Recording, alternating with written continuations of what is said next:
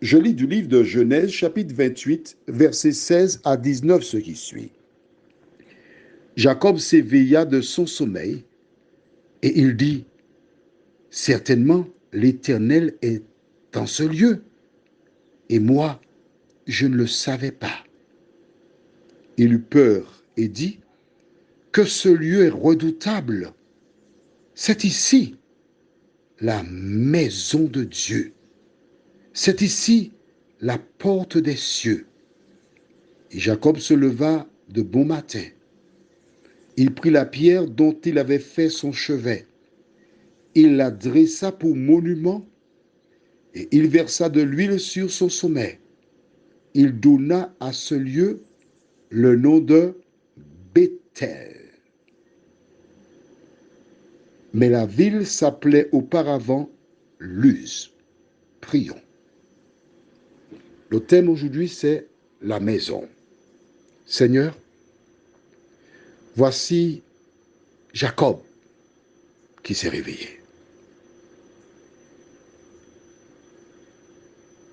Il reconnaît que ce lieu est spécial. Merci Seigneur.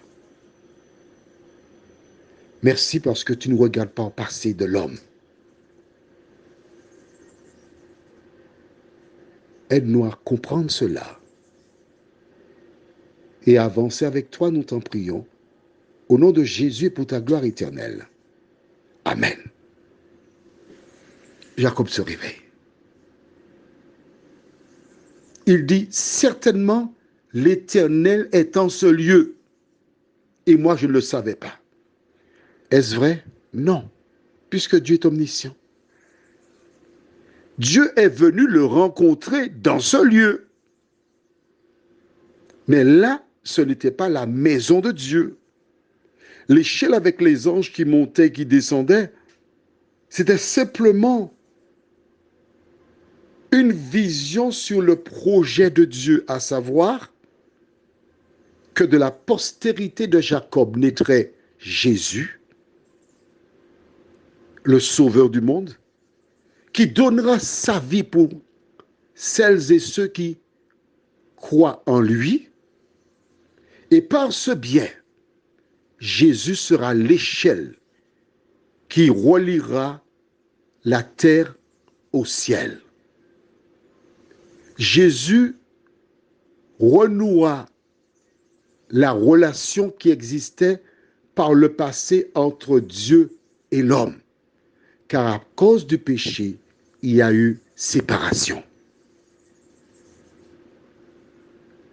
Il s'est réveillé de bon matin, dressa une pierre et fit un autel.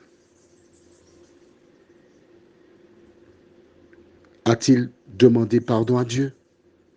Non. Pourquoi? Parce que Dieu avait le projet. Je voudrais te dire une chose.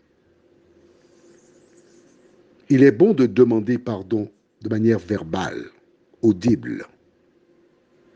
Mais il y a des personnes qui, par leur attitude, demandent pardon. Nous voulons rappeler, je te rappelle, que c'est toujours l'Éternel qui part à la recherche de l'homme. Par ce songe, ces paroles, Dieu a encouragé Jacob. Mais ne te détrompe pas, hein? Jacob va payer la note. Vois-tu, la vie, c'est quoi? C'est un grand hyper qui ouvre à 9 heures. On peut faire des achats. Il y a un restaurant à l'intérieur. Tu peux déjeuner. Et ensuite, tu continues avec un ou deux chariots pour prendre la marchandise. Mais s'il ferme à 21 heures, aux alentours de 20h30, tu entendras une voix mélodieuse qui dira « Nous invitons notre aimable clientèle à se rapprocher des caisses. Merci. » pour sortir de l'hyper, il faut passer à la caisse. Et la caisse, c'est l'Éternel qui s'en charge. Quand j'étais gamin, je me rappelle, il y avait un match un soir à Serge-Rouge. Serge-Rouge, c'est sur la route de Mout. Match de football. J'ai pas d'argent pour entrer. Il y a ce qu'on appelle grille. Un endroit là où c'est possible, on enjambe. Et j'enjambais une grande porte qui avait là, des jambes, j'enjambais aussi. Et quand je descendais, j'ai senti, qu'est-ce qui s'est passé? J'ai passé ma main derrière mon pantalon, le seul pantalon que j'avais déchiré. J'ai passé ma main, j'ai senti un petit liquide, j'ai regardé du sang, j'ai regardé le match de football. Jusqu'au bout. Et c'est quand je suis rentré chez moi, j'ai regardé l'état du pantalon. J'étais passé à la caisse.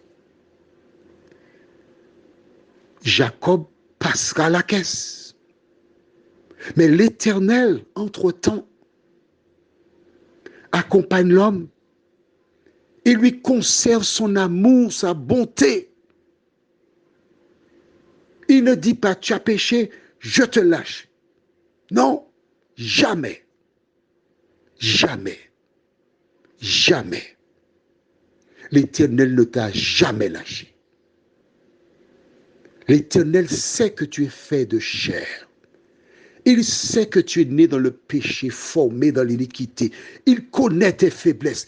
Il sait déjà le jour où tu changeras. Il le sait. Toi, tu ne le sais pas, mais il le sait. C'est pourquoi il te conserve sa bonté. Prions. Seigneur, lorsque nous regardons à aujourd'hui, nous reconnaissons notre erreur. Nous reconnaissons nos manquements. Nous disons que nous sommes perdus parce que Dieu ne peut pas nous pardonner. Mais ô Éternel, lorsque nous lisons l'histoire de Pierre, tu as pardonné. L'histoire de la femme adultère, tu as pardonné. L'histoire de David, tu as pardonné. La Bible nous encourage, la Bible nous autorise à croire que tu es là la colère et riche en bonté. Seigneur, aide-nous à tirer les leçons de notre passé. Aide-nous à nous arrêter, tourner nos regards vers toi, sentir ta main nous dire, mon enfant, je t'aime d'un amour éternel. Seigneur, merci pour ton amour. Au nom de Jésus, pour ta gloire éternelle. Amen. Je te souhaite une bonne nuit.